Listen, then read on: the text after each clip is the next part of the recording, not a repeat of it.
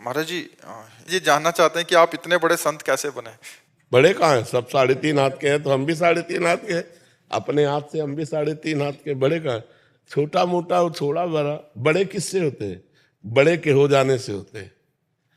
बड़े किससे हुए? बड़े के हो जाने। सबसे बड़े कौन है? कृष्ण जी। किशन जी। उनके हम चेला हैं इसीलिए बड़े हो गए। किशन जी हमारे गुरु है इसीलिए हो गए। बड़े के हो जाओ तो बड़े हो जाओ। लोहा फुटपाथ में पड़ा, पैरों के नीचे ठोकरे खा रहा था।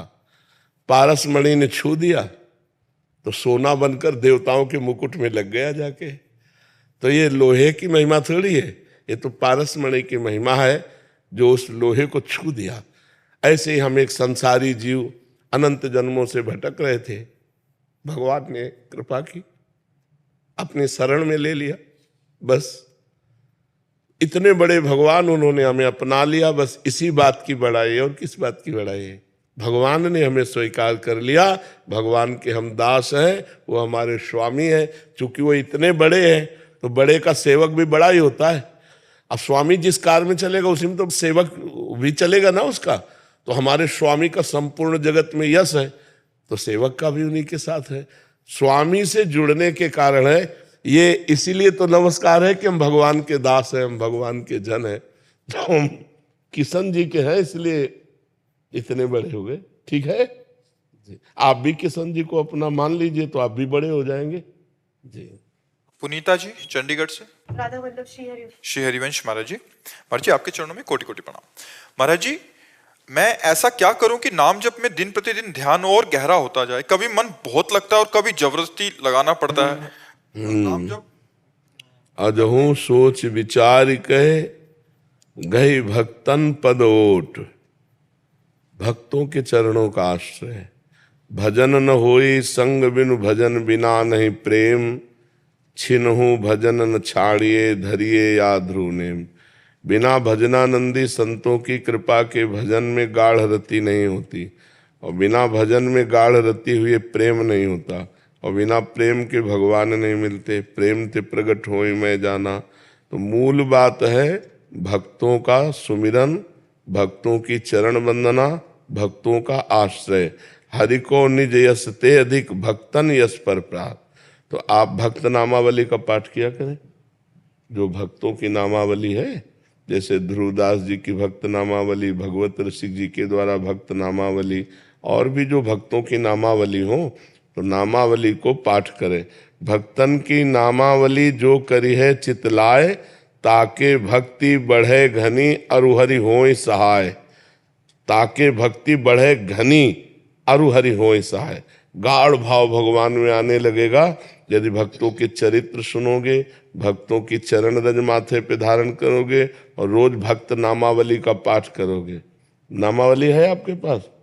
भक्त नामावली 42 लीला में ध्रुवदास जी ने लिखा है, आप ले लीजिएगा।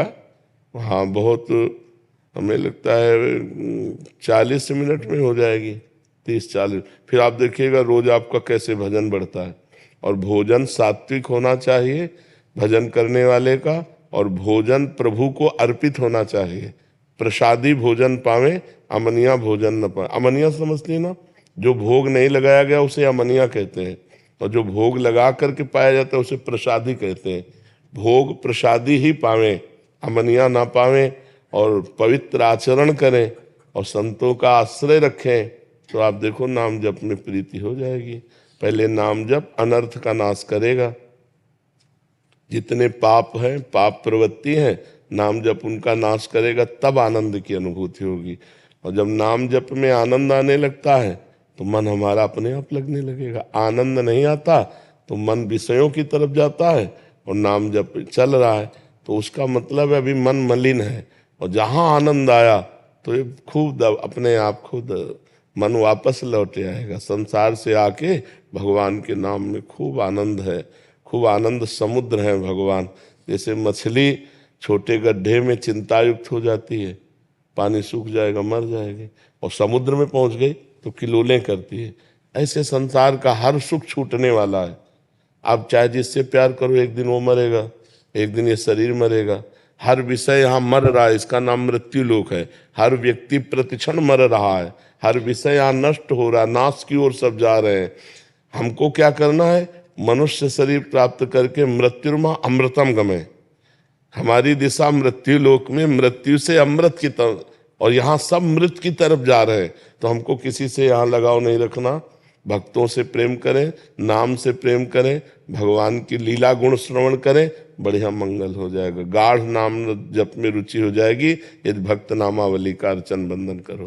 प्रभु जी, जो आप कह रहे हैं भोग लगाना है, जब हम भोग बनाते हैं तो कई कहते हैं बिल्कुल भी मतलब देखिए मत, नमक ठीक है, चीनी ठीक है, बिल्कुल वैसे ही लगा दें। नहीं, हम चेक करते हैं। चेक कर सकते हैं? हाँ, पहले एक कटोरी में जरा सा निकाल के हम देखते हैं, क्योंकि हमारी श्री जी को कैसा लगे पहले हम पा लेते हैं कि बहुत बढ़िया है, फिर आचमन करते हैं, हाथ धोते हैं, फिर भोग लगाते हैं। हम पहले कुछ श्री जी को नहीं पवाते, पहले हम पाते हैं, उसको चेक करते हैं। वो हमारे, अब जैसे कोई फल है, खट्टा है, कैसा है, दाल में नमक ज़्यादा है, कम है, हर चीज़ को हम चेक करिए, और फिर अपने प्यारे हैं ना, अपने प्यारे को तब पवाएं जब हम पास कर लिए, हमको अच्छा लगा तो अपने प्यारे को भोग लगा के पवा देते हैं। वैसे संसार में प्राय यही रीति है कि जैसा जो कुछ है पहले भगवान को लगा दो, लेकिन अपने ब्रज में ये रीति नहीं है। ब्रज में है पहले हम चख के देखेंगे, अगर वो ठीक है तो हम अपने प्रभु को पवाएंगे, नहीं तो नहीं पवाएंगे। ये यहाँ की रीति है। महाराज जी, संसार में एक मान्यता है कि जूठा हो जाएगा पहले। नहीं, जूठा नहीं होता।